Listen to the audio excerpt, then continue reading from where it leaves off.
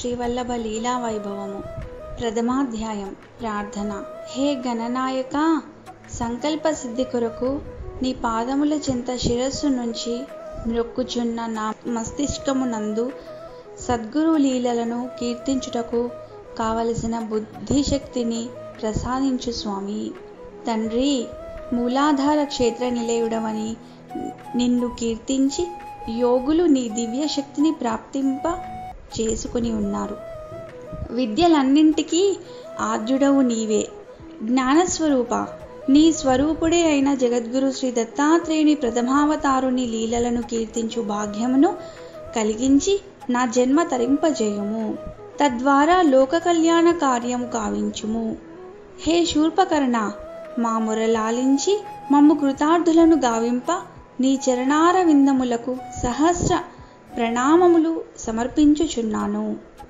అమ్మా వాణి, వీణావాణి, చైతన్యత్వము నొందని జడమనస్సును నీ దివ్య చైతన్యముతో మేల్కొల్పుటకై చేత వీణను ధరించి నాదమును వినిపించుచు మాలో సకల తలంపులకు కారణభూతురాలవై ఉన్నావు. నీ అనుగ్రహం కలిగిన వ్యక్తి విద్వాంసుడనిపించుకొనుచున్నాడు. అంతర్గతంగా నీ దివ్యశక్తియే వ్యక్తి యందు ప్రకాశించుచున్నది, కీర్తి ప్రతిష్టలను కలిగించుచున్నది.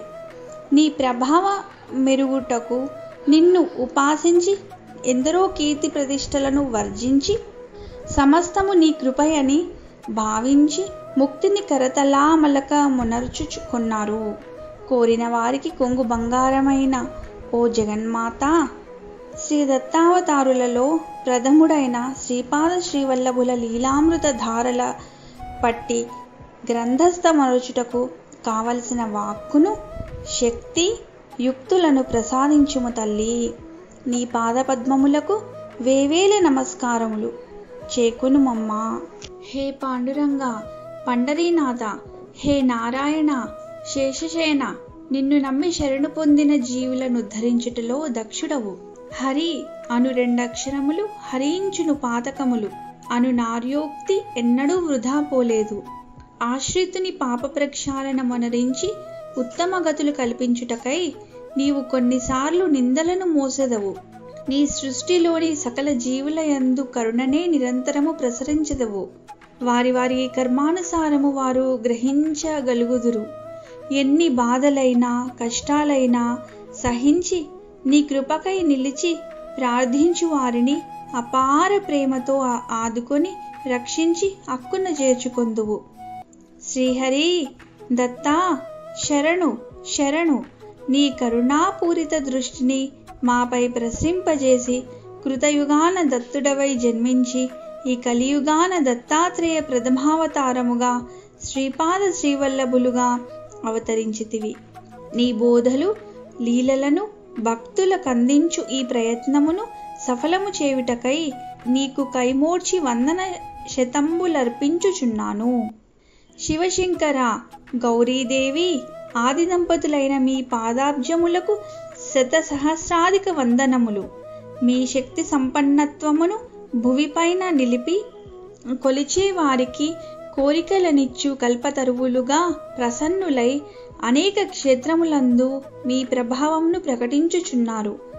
సర్వత్ర వ్యాపించియున్న మీ దివ్యత్వము అనేక క్షేత్రములందు విశేష ప్రతిభతో ప్రకాశించుచున్నది. మీ అపార కరుణారసము నాపై వర్షించి శ్రీపాద లీలామృతములో మిళితమై సర్వులకు అందించబడునుగాక. జగద్గురో శ్రీ దత్తాత్రేయ స్వామి, నీ లీలల అమోఘములు. నీవు సులభ దుర్లభుడవని కీర్తించబడుచున్నావు. అంతేకాదు, నీవు భక్త కీర్తి వివర్ధునడవు అని బిరుదు ధరించినావు. నీకు దత్తమైన వారికి నీవు దత్తమై నీ శక్తియుక్తులను వారికి సంక్రమింపజేసెదవు అని నీ స్వరూపులైన సద్గురుదేవులు శ్రీ శ్రీ శ్రీ స్వామి విఠలానందులు అనేక మారులు ప్రవచించి ఉన్నారు. నీకు దత్తమగుట అను ప్రక్రియలోని ఆంతర్యము తెలియని అసమర్థులము. మా లోపములను సవరించి నీవే దత్తము చేసుకొనుము. దేవదేవా, నీ ప్రథమావతారుడైన శ్రీపాద శ్రీవల్లభుని దర్బారు ప్రదేశమును నీవే స్వయంగా మాకు చూపించి ఈ పుణ్యభూమిపై నివాసం ఏర్పరచుకోమని బోధించి మమ్ము పునీతులను చేసితివి. కృష్ణా తీర విహారా అనఘా సమేత శ్రీపాద లీలా వర్ణనం మందు తోడ్పడి లోక కళ్యాణ కారణమైన ఈ గ్రంథ రచనను రసనిష్యందిగా చేసి తరింపజేయ ప్రార్థించి నిన్ను శరణు పొంది నమస్కరించుచున్నాను. అనుగ్రహించుము దేవా. ఓ శ్రీపాద శ్రీవల్లభ స్వామి, శ్రీ గురు నరసింహ సరస్వతి యతిరాయ, ఓ మాణిక్య ప్రభు మహారాజా, ఓ అక్కలకోట స్వామి సమర్థ, శ్రీ షిరిడి సాయిబాబా, ఓ వాసుదేవానంద సరస్వతి స్వామి, ఓ బ్రహ్మానంద సరస్వతి స్వామి, హే గజానన మహారాజా, తాజుద్దీన్ బాబా, శ్రీ శంకర మహారాజా, ఓ శ్రీధర స్వామి మహారాజా, ఓ దత్తావతార గురువులారా, శ్రీకురోపురము శ్రీపాద శ్రీవల్లభాపురములందు దివ్య విభూతులను వర్షింపజేయు ప్రథమ దత్తావతారుని లీలావర్ణనమను గ్రంథస్థమునర్చు పుణ్యకార్యమునందు తోడ్పడుడని తమ పాదార విందముల చెంత మోకరిల్లుచున్నదానను శ్రీదత్త సాంప్రదాయములో స్థానము కల్పించుటకు అనుమతిని ప్రసాదించిన మూల పురుషులకును పరబ్రహ్మ గురువులైన శ్రీ శ్రీ శ్రీ సర్వేశ్వరానంద సరస్వతి స్వామి వారికి, పరమేశ్వరి గురువులైన శ్రీ శ్రీ శ్రీ నిత్యానంద సరస్వతి స్వామి వారికి, పరమ గురువులైన శ్రీ శ్రీ శ్రీ నిరంజనానంద సరస్వతి స్వామి వారికి సన్యాస దీక్షను ప్రసాదించి తమ శ్రీ గురు చరణములందించి నిరంతరము కంటికి రెప్పవలె కాపాడుచున్న సమర్థ సద్గురువులు పరమ హంస పరివ్రాజకాచార్యులైన శ్రీ శ్రీ శ్రీ స్వామి విఠలానంద సరస్వతి మహారాజ్ వారలకును కోటి కోటి ప్రణామములు సమర్పించుకొనుచున్నాను. విశ్వశాంతి, సమాజ శ్రేయస్సు, సర్వజన హితములే ధ్యేయముగా సంచరించు శ్రీదత్తమూర్తి యొక్క ప్రథమావతారుని లీలలను సద్గురు ప్రబోధితములైన వారిని సేకరించి ఒక చోటికి చేర్చి తోటి వారందరికీ అందించుటకై చేయు ఈ ప్రయత్నమునకు దత్త పరంపరలోని గురువులందరూ దయచూపి సహకరించి ఆశీర్వదించవలసినదిగా మనసారా ప్రార్థిస్తున్నాను. జ్ఞాన మార్గ ప్రబోధంతో కలియుగ మానవులకు సర్వదా తోడ్పడుటకు సంసిద్ధముగా నుండు మహర్షులారా, వాల్మీకి వ్యాసాది మహాపురుషులారా, సమస్త సాధు సత్తములారా, పురాణ పురుషులారా, మీ అందరి పాదపద్మములకు నా ప్రణామములు. కలి ప్రభావము నుండి తప్పించుకొనుటకై తమరు చూపిన గురుభక్తి సేవా మార్గమును సర్వులకు విషదమగు రీతిగా ఈ గ్రంథంలోని వాక్యములను సత్యమనర్చుటకై మీ ఆశీస్సులు కోరుచున్నాను. జన్మనిచ్చిన జనని శ్రీమతి రాజ్యలక్ష్మి, జనకుడు శ్రీ ఆలూరు నాగభూషణరావు పంతులు గారలు మరియు భర్త గారైన శ్రీ ఉప్పులూరు భాస్కర శర్మ గారలు పైలోకాల నుండి ఆశీర్వదించగలందులకై వారికి పాదాభివందనములు మనసారా సమర్పించుకొనుచున్నాను. ప్రతి వ్యక్తికి మార్గదర్శకుడు సద్గురువే. ప్రతి మానవునికి ధర్మ మార్గంలో ప్రయాణించడానికి మార్గదర్శకుల సహాయం తప్పక కావలసినదే. అనుభవజ్ఞులైన మార్గదర్శకుల ద్వారా సాగించే జీవితం ఒడి దుడుకులు లేకుండా సాఫీగా సాగిపోతోంది. అన్ని రకాల వృత్తుల వారికి వారి వారి వృత్తులలో నేర్పరితనము చేకూరాలంటే ఆయా వృత్తులలో ఉన్న నిపుణుల ప్రబోధము, సహకారము అవసరము.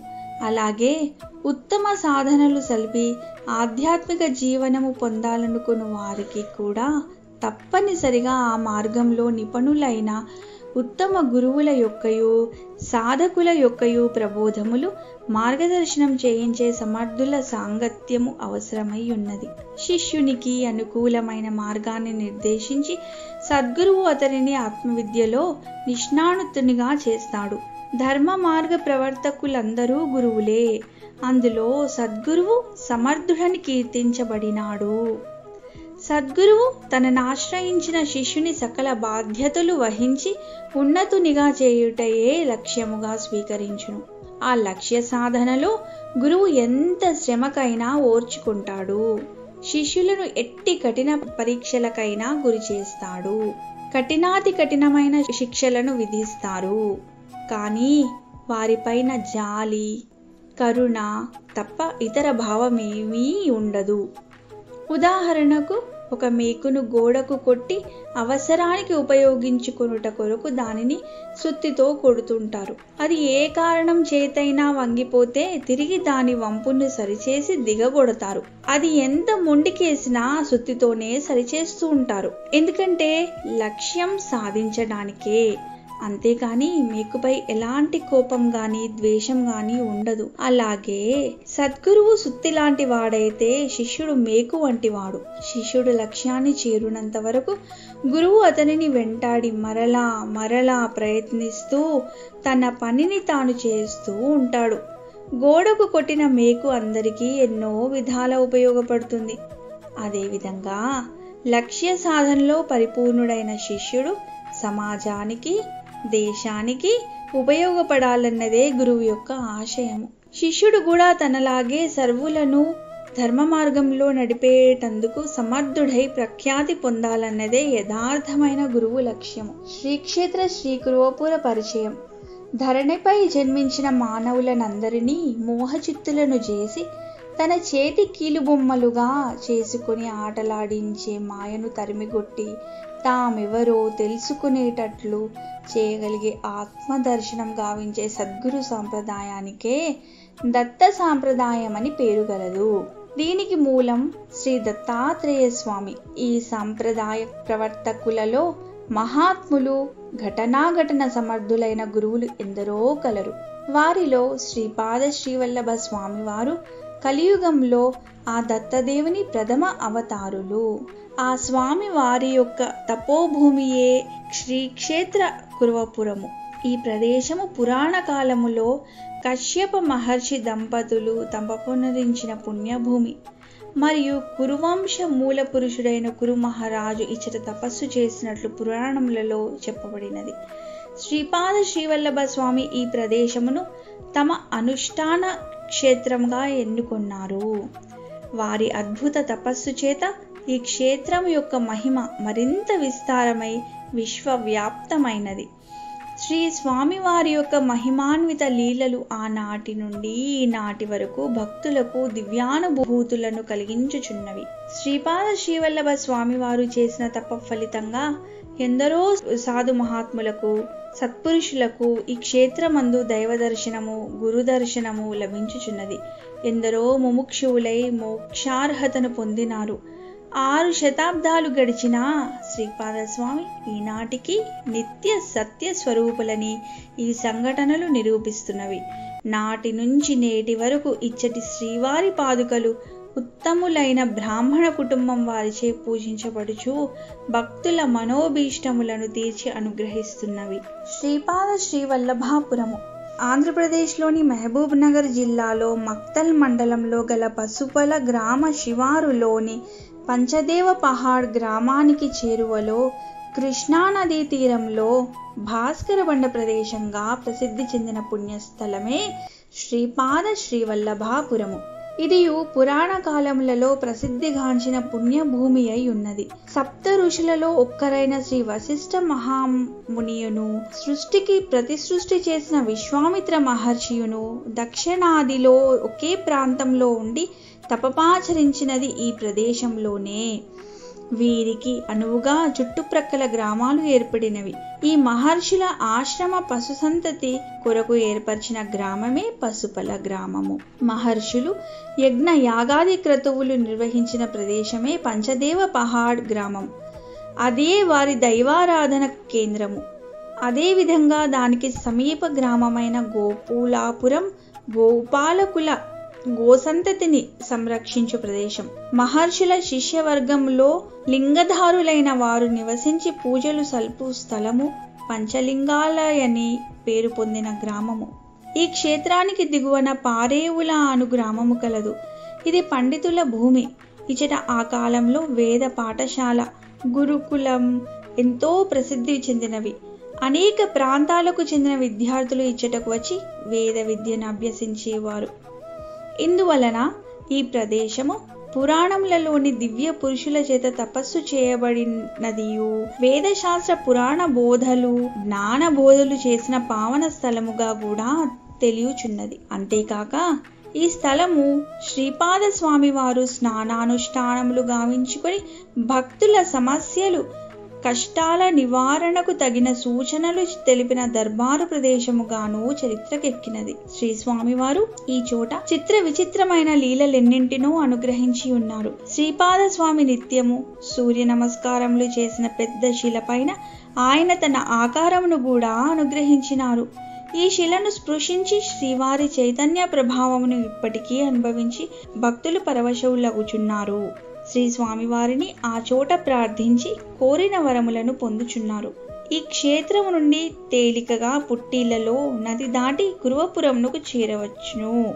ఇంతటి మహామహిమాన్వితమైన పుణ్య ప్రదేశమును శ్రీపాద శ్రీవల్లభులు మన గురుదేవులైన శ్రీ శ్రీ శ్రీ స్వామి విఠలానంద సరస్వతి మహారాజ్ వారికి 1998 మే నెలలో ప్రసాద రూపంగా అనుగ్రహించి ఇచ్చట మహాక్షేత్ర నిర్మాణం చేయించి తన మహిమలను అపారంగా ప్రకటించుచున్నారు. ఇచ్చట ప్రతిష్ఠించబడిన శ్రీ దత్త, అనఘామాత, కాలభైరవ, రేణుకామాత, శ్రీ సాంబశివ, శ్రీ సీతారామ, శ్రీ సాయిబాబా మూర్తులు కోరిన వరాలను భక్తులకు ప్రసాదిస్తున్నారు. సద్గురు మహాత్మ్యము ప్రస్తావన. భారతదేశం పుణ్యభూమి, అతి పవిత్రమైన సవిత్రి ఇది. యోగులు నడియాడి పునీతం చేసిన యోగ భూమి. ప్రపంచ దేశాలన్నింటికి గురుస్థానము భారతదేశమే. ఈ దేశంలో సద్గురువులు సమభావం కలిగిన వారు తామెన్నైనా శ్రమల కోర్చి తమ శిష్యులను సమున్నత స్థితి అందు నిలిపి గురువులుగా తీర్చిదిద్దుటలో సిద్ధ సంకల్పులు. ఉదాహరణకు ఒక జ్యోతి అనేక జ్యోతులను వెలిగించుటకు కారణమైన విధముగా ఒక జ్ఞాని తన జ్ఞానమును అనేక మందికి బోధించి వారు కూడా జ్ఞానులగుటకు కారణమగుదురు. అందువలననే ఈ దేశంలో అనేక కోట్ల సంవత్సరముల నుండి గురు శిష్య సాంప్రదాయము నిరాఘాటంగా కొనసాగుచున్నది. సద్గురువులు సర్వదేవతా స్వరూపులని గురు గీతా వాక్యం మనకు తెలుపుచున్నది. మన పూర్వీకులైన సత్పురుషులు ఈ కారణంగానే సద్గురువులను సేవించి పూజించి తరించినారు. సద్గురు పాదములు సర్వ తీర్థాలకు సకల పుణ్యక్షేత్రాలకు నిలయంగా భావించి గురు సేవా భాగ్యంతోనే సర్వశక్తులు పొంది ఎందరో బ్రహ్మానందానుభూతిని అందుకున్నారు. బ్రహ్మ, విష్ణు, మహేశ్వరుల వలన సృష్టి స్థితి లయాలు జరుగుచున్నవి. జీవుల కర్మఫలములకు తగిన దేహములు, అనుభవములు ఈ ప్రపంచంలో కలుగుచున్నవి. ఆ త్రిమూర్తుల స్వరూపమైన సద్గురువులు జీవుల కర్మఫలములు అనుభవింపజేయుచు సత్కర్మాచరణతో జీవులను పునీతులను చేయుచు కర్మబంధముల నుండి తప్పించే ప్రయత్నం చేయుదురు. బ్రహ్మ తన సంకల్పంతో జీవునికి నివాసయోగ్యమైన దేహాన్ని సృష్టిస్తాడు. సద్గురువు ఆ శరీరంలో నివసించే జీవునకు జ్ఞాన ప్రబోధం చేసి సద్బుద్ధిని కలిగిస్తాడు. ఇది సద్గురుని అందున్న బ్రహ్మతత్వం. విష్ణువు శరీర పోషకుడైతే సద్గురువు తాను ప్రబోధించిన జ్ఞానాన్ని పోషించి ప్రదీప్తం చేస్తాడు. అతనిలోని జ్ఞానమును విజ్ఞానమును సుజ్ఞానముగాను తీర్చిదిద్దుతాడు. ఇది సద్గురుని అందుగల విష్ణుతత్వం. మహేశ్వరుడు లయకారకుడని వ్యవహరించబడుచున్నాడు. సద్గురుడు తన జ్ఞాన ప్రబోధంతో శిష్యునిలోని అజ్ఞానమును పూర్తిగా నిర్మూలించి దేహభావాన్ని తుదముట్టించి పరమాత్మునిలో లయం అయ్యేటట్లు చేస్తాడు. ఇదే సద్గురుని అందుగల శివతత్వం. ఈ విధంగా బ్రహ్మ, విష్ణు, మహేశ్వరుల సమిష్టి కృషి అయిన సృష్టి స్థితి లయాలకు సద్గురుదేవుడు చక్కని మెరుగులు పెడతాడు. ఈ కారణంగానే సద్గురుడు త్రిమూర్తుల కన్నా గొప్పవాడని శివుడు పార్వతీదేవికి గురుగీతలో బోధించినాడు. దివ్య ఘటన.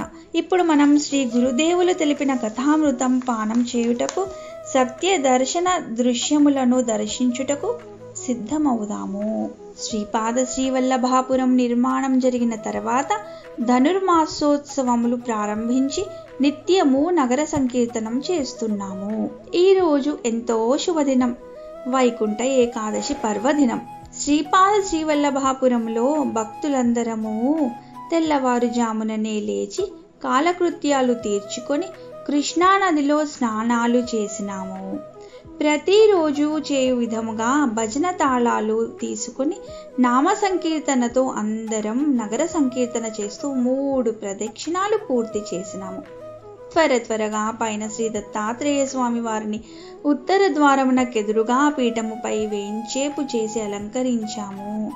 స్తోత్రము చేసి హారతి ఇస్తుంటే చిన్ననాడు మంగళగిరి క్షేత్రంలో శ్రీ లక్ష్మీ నరసింహస్వామి వారిని ఉత్తర గోపుర ద్వారం నందు దర్శించుకున్న అనుభూతులను నెమరవేసుకున్నాను. ఇంతలో శ్రీ గురుదేవులు పిలుస్తున్నారన్న వార్త అందింది. వెంటనే క్రిందకు దిగి వచ్చాను. పూజ్య శ్రీ విఠల్ బాబాజీ వారు వచ్చి బయట కూర్చుని ధ్యాన నిమగ్నులై ఉన్నారు. వారు ధ్యాన స్థితిలో ఏదో దివ్య దర్శనం చేస్తున్నట్లుగా అవగతమైనది. వారి ముఖంలో అలౌకిక ఆనందానుభూతి ద్యోతకమగుచున్నది. యాంత్రికంగా నమస్కరించుకొని అట్లే చాలా సమయం వేచి ఉన్నాను. కొంతసేపటికి వారు మామూలు స్థాయికి వచ్చిన తర్వాత తిరిగి నమస్కరించాను. వారు నన్ను చూస్తూనే, అమ్మా, దత్తుడిని బాగా దర్శించుకున్నావా అని ప్రశ్నించారు. స్వామి, దర్శించుకొని వచ్చానని చెప్పాను.